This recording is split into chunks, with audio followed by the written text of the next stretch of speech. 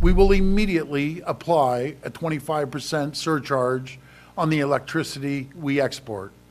We will not hesitate to shut off their power as well. Let me be clear. I will not hesitate to increase this charge. If necessary, if the United States escalates, I will not hesitate to shut the electricity off completely. Doug Ford isn't waiting. Ontario's Premier sent a strong message to the Americans. The province is moving ahead with a 25% surcharge on electricity exports to several U.S. states. Trump is shocked tonight because Canada just moved from warning to action. Ontario has imposed a 25% surcharge on electricity exports to the United States. This decision affects up to 1.5 million American homes and businesses across New York, parts of New England, and neighboring border regions. According to the New York Independent System Operator, New York imported about 7.7 terawatt-hours of electricity from Canada in 2024. That makes Canada one of the state's largest external power suppliers. Ontario officials confirmed the surcharge applies to every megawatt-hour crossing the border. This is not symbolic. It is immediate. It changes pricing overnight, and it signals that electricity is now part of the trade dispute between Ottawa and Washington. To understand why this matters, we need to look at how connected these grids are. The United States and Canada operate one of the most integrated cross-border electricity systems in the world. The New York ISO reports that it can import up to 4,600 megawatts of power through connections with Ontario and Hydro-Quebec. ISO New England has stated in past filings that Canadian imports have supplied around 11% of New England's total electricity demand over the last 5 years. During winter cold snaps and summer heat waves, that imported hydroelectric power helps stabilize prices and prevent shortages. When that supply becomes more expensive by 25%, the impact spreads quickly. Electricity purchased at the border is often redistributed throughout the regional grid, so even customers far from Canada can feel the increase. This electricity surcharge did not happen in isolation. It follows months of tariff tension between the two countries. The United States announced 25% tariffs on a range of Canadian goods,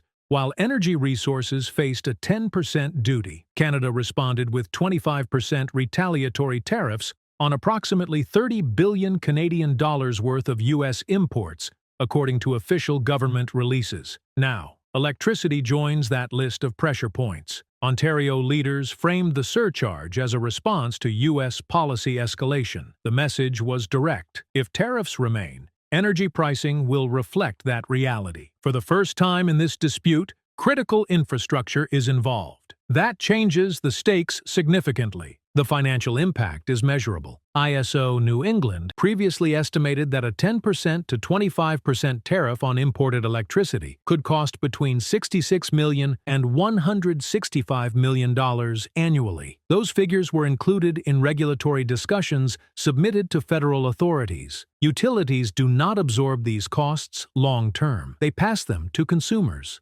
Ontario officials estimated that the surcharge could add roughly 100 Canadian dollars per month to affected U.S. customers, depending on usage patterns. While Minnesota and Michigan rely less heavily on Ontario power, New York remains deeply connected. Any price shift at the border directly influences wholesale electricity markets, which then affect monthly bills. Beyond electricity, the escalation risk widens. Canada supplies nearly 60% of total U.S. crude oil imports, according to data from the U.S. Energy Information Administration.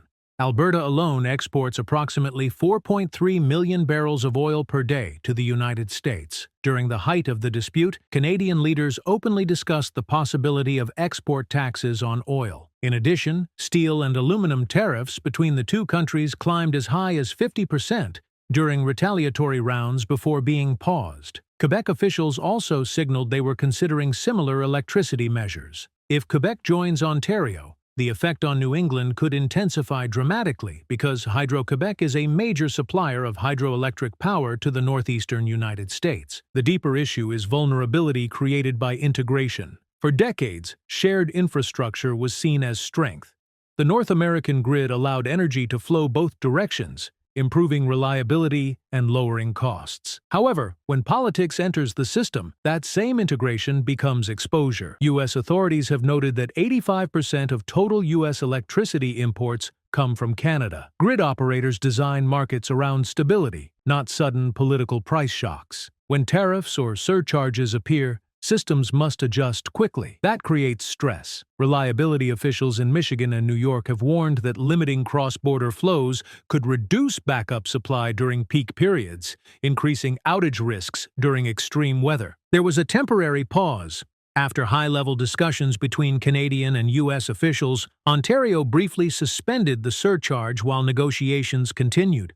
At the same time, the United States paused some steel and aluminum tariff increases. Automakers were granted a one-month exemption from certain vehicle-related tariffs, but these pauses did not remove uncertainty. Energy markets depend on long-term predictability. Investors, utilities, and grid planners make decisions years in advance. When policy changes within weeks, confidence weakens. Ontario leaders made clear the surcharge could return immediately if tariffs escalate again. That statement alone keeps markets cautious. The broader picture shows how trade disputes can expand into essential services. What began as disagreements over goods such as steel, aluminum, dairy, and manufactured products has now touched electricity and oil. Heating homes in winter and cooling buildings in summer depend on steady power flows. When governments use energy as leverage, ordinary households feel the consequences first. Electricity markets operate on narrow supply margins during peak seasons. Even small cost increases can shift utilities toward more expensive generation sources, such as natural gas. That shift pushes bills higher across entire regions. Grid regulators have been preparing for this possibility. The Federal Energy Regulatory Commission accepted emergency filings from U.S. grid operators earlier this year that allow them to collect potential import duties if directed by federal authorities. These filings require detailed cost reporting every 6 months for up to 3 years. That level of monitoring shows how seriously regulators take the issue. They understand that once infrastructure becomes part of a trade strategy, volatility can repeat. Tariff announcements, retaliation, pauses, and renewed threats create a cycle that markets struggle to price accurately. President Trump has publicly stated that the United States does not depend on Canada. However, energy data suggests otherwise. Canada remains the largest foreign supplier of crude oil to the United States and a major supplier of electricity to northern states. Interdependence does not mean weakness, but it does mean shared risk.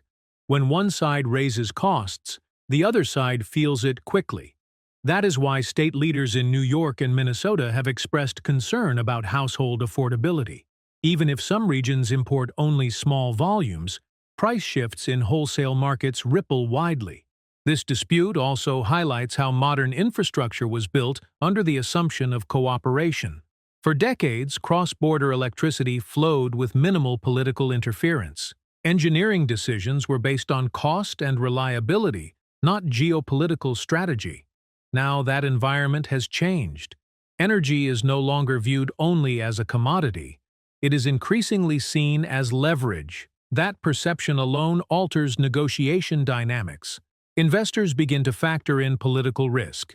Utilities build contingency plans. Consumers face fluctuating bills. If escalation resumes, several scenarios are possible. Ontario could reimpose the full surcharge.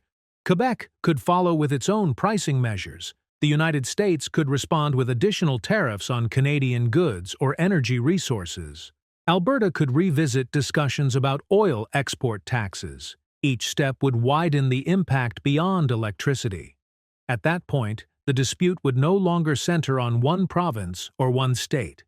It would involve multiple sectors and millions of consumers. For now, the surcharge remains paused, but the precedent has been set. Electricity has entered the trade conversation. That alone changes how policymakers approach negotiations. The question is no longer whether energy can be used as leverage. It has already been used. The question is how often and how long this strategy will continue. Energy systems are built for stability. Markets prefer predictability.